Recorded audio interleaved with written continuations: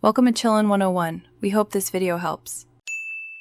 In this video, I will explain how to use Canva for social media marketing. Full guide.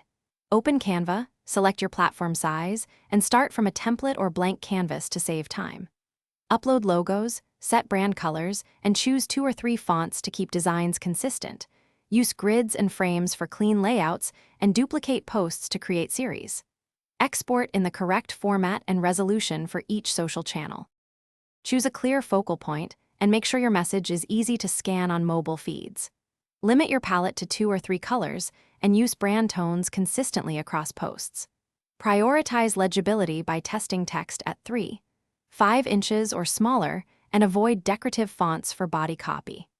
Use consistent spacing and alignment so your grid looks cohesive across a content series and encourages repeat recognition from your audience.